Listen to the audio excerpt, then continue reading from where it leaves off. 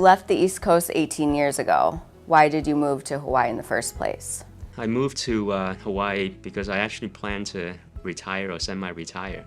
After a long, successful career on Wall Street, I just wanted to live somewhere beautiful and do active things and surf big waves. I was 30 years old at the time.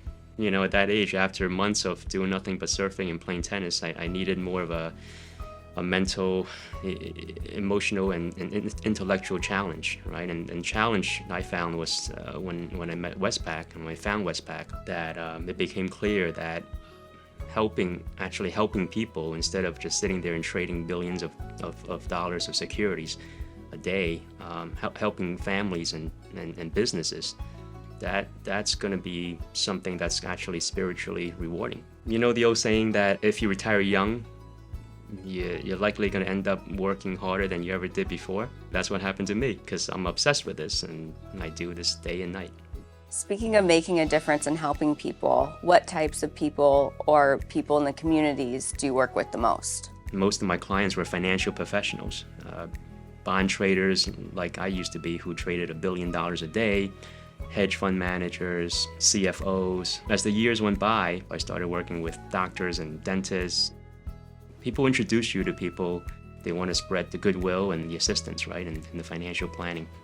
I'm guessing it's much harder to surf now that you're in New York and New Jersey and not in Hawaii anymore. So what do you enjoy doing on the East Coast these days? One of the things I actually love doing is driving on the racetrack.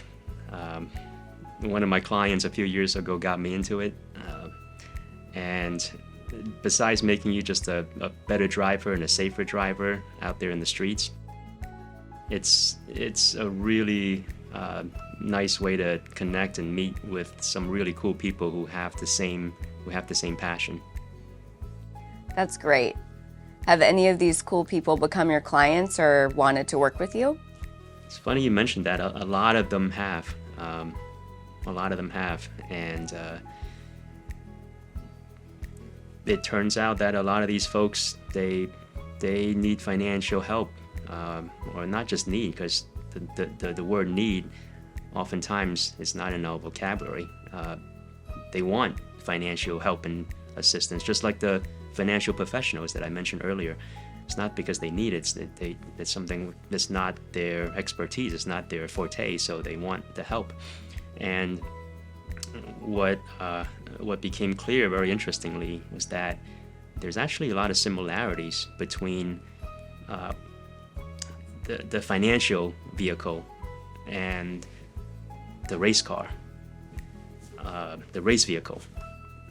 So for example, the engine of the race car, that's kind of like the cash flow of your financial vehicle, right? It's the heart of everything. That's what makes everything go. It's what allows you to go fast. And so you better watch it and optimize it and fine tune it.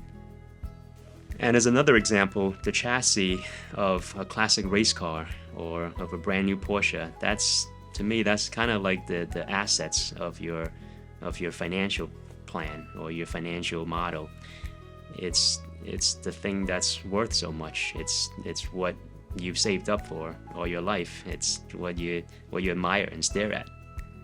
And then the protective stuff in the race car, the seat belts, the harness, the roll cage, that's kind of like the protective domain or the protection domain in your finances.